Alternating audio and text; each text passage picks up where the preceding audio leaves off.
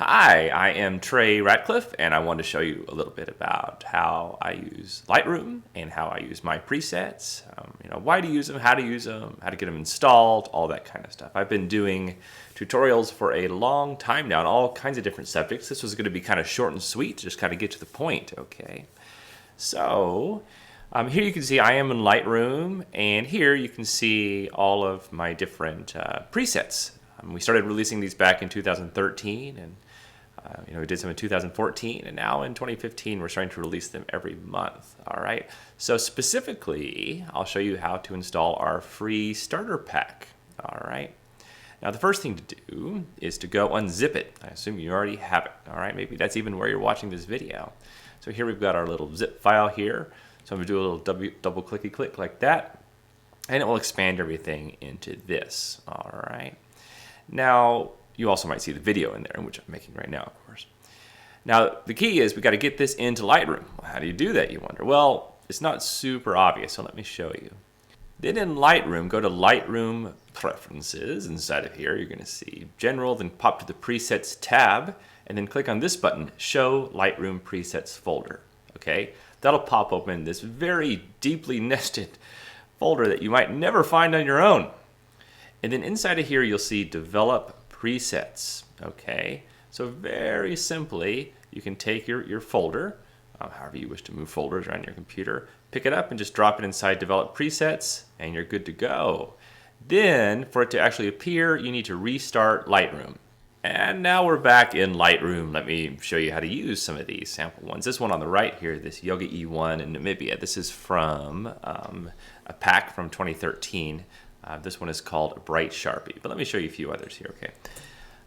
Let's start on this one, all right? So you can see this is the before shot. This is kind of right out of the camera. This is from Burning Man. If you ever see any strange photos from me, chances are it's from Burning Man. And let's click on a beautiful release. This is from the January 2015 pack. And you can see the tremendous difference it makes just like that. So I can press the backslash and I can look at kind of the before and the after. I think it is pretty cool. All right. So for example, if you click down here, you can see that this is one of the 10 that was inside that pack. Okay. So let's look at a few others. Let's close this one and play with this photo. Okay. This guy was in southern China on the Li River. This is what the fishermen look like. I think it's so cool how his bird and his eyes are looking the same direction. So this is right out of the camera. Let's amp it up a little bit. All right. This is so fun to play with. So let's try Samurai Kiss, just sort of an idea generation. And let's look at abs underneath. I have a feeling this one will look pretty good. This one often looks pretty awesome. Yeah, very cool. So just like that, we have a new photo. We can kind of look at the before, it's right out of camera, and the after. Pretty nifty. All right, let's look at the next one. So let's just click on this one, Dramatic and Dynamic. It's one of my favorite presets, actually, because it does give that HDR look right inside of Lightroom. There we go. Very cool. And by the way, we're going to do some more HDRs later in this little tutorial. But if you don't totally like everything that's there, like if you feel like this one's a little too vignette-y, like I kind of do, remember the preset is just sort of a starting point.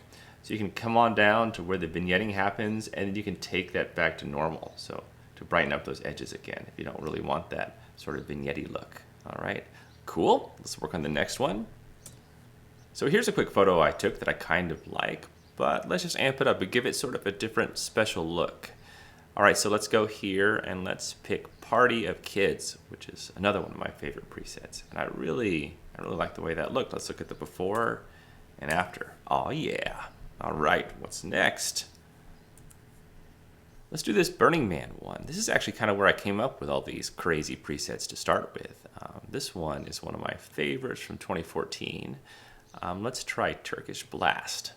Kind of gives it this nice sandstormy, super intense look, and I like the way these turn out. Isn't that awesome? So we can look at the before and the after. Cool. All right, what's next? Here's kind of a fun, quick shot I got in the rain. Let's do Bright Sharpie on this one. I always like the way this thing kind of brightens him up and gives him sort of this extra colorful feel. Cool. So let's look at it before and after. Awesome. What is next up to bid? This is pretty near my home in Mount Cook, New Zealand. This one, let's go black and white. Okay, so let's click on Relic and kind of give it that sort of edgy black and white look, which usually pops pretty well. Awesome, that looks pretty good. So look at it before and after. This is before and after. See, it dramatically changed the whole texture of the photo. Okay, what is next? Okay, so for this one, I'll show you how some of the gradient presets work, okay? Here under the specialty, you'll see one of the categories is these gradients. So let's try a golden daytime and see how it looks.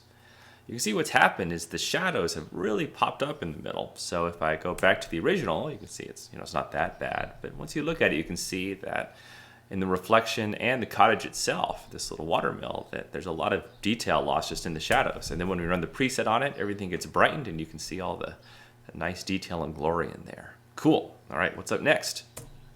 I'll show you one other cool thing here about Lightroom and the way it works is that you might notice that as you roll over these different presets in the top, it kind of shows you a little preview of what it will look like. So you don't actually have to click on it because sometimes it could be a little bit slow.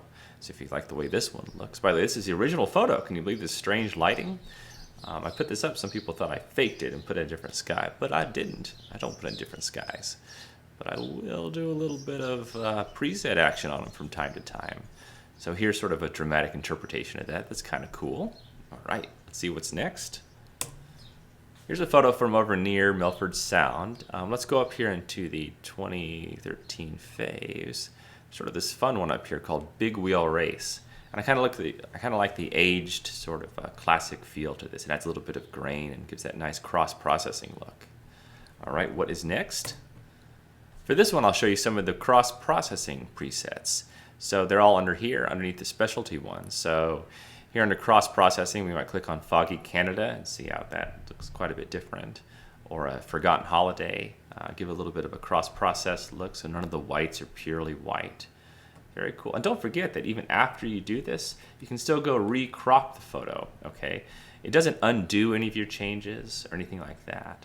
By the way, some people wonder, like, if I click on Foggy Canada and then Forgotten Holiday, does it stack the presets? No, it doesn't. It actually resets them every time. That's a common question we get here. Okay, what's up next?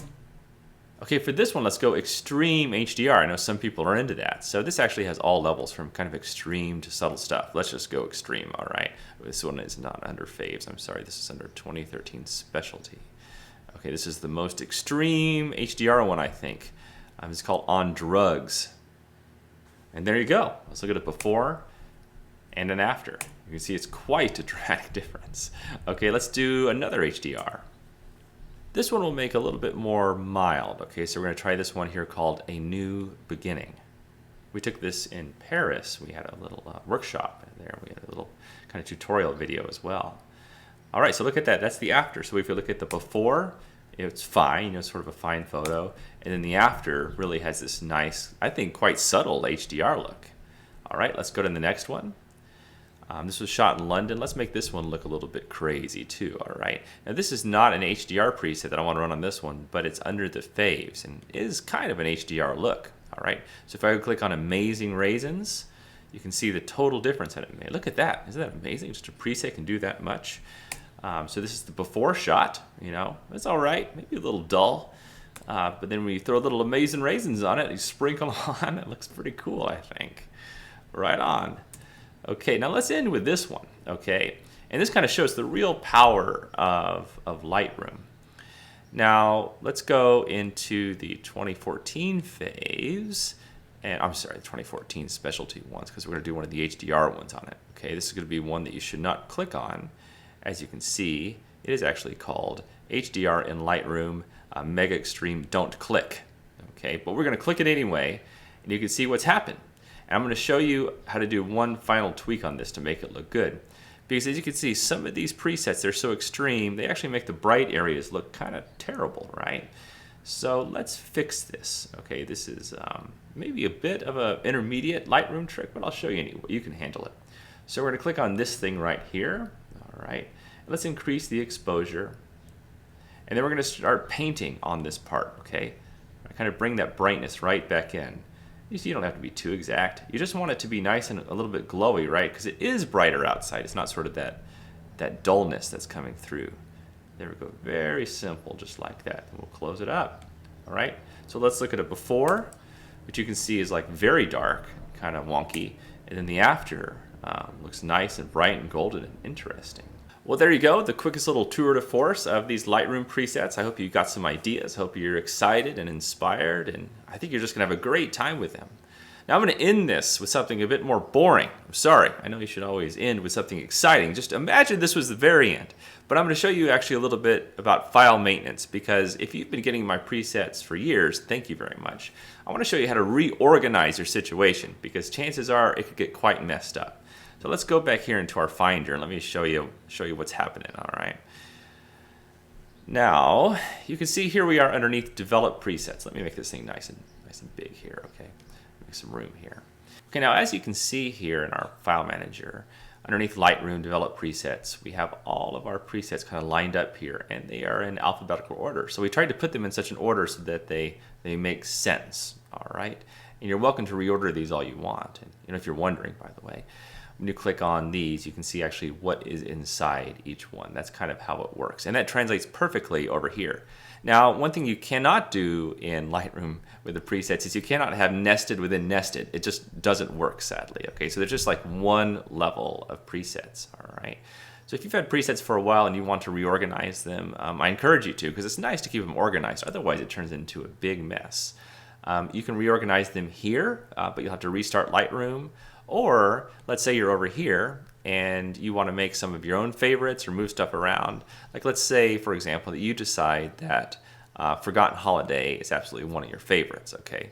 So you can click on this one and you can just drop it up here into Faves, and then it becomes one of your faves, okay? Or you can make your own preset categories, what have you, all right? So that's just a quick little tip on how to make sure you keep all of your presets nice and organized, because if you're like me, things can get a little out of control sometimes, and you want to get them a little bit organized. All right, well, there you go. I hope that was helpful, and I will see you soon. Thanks again.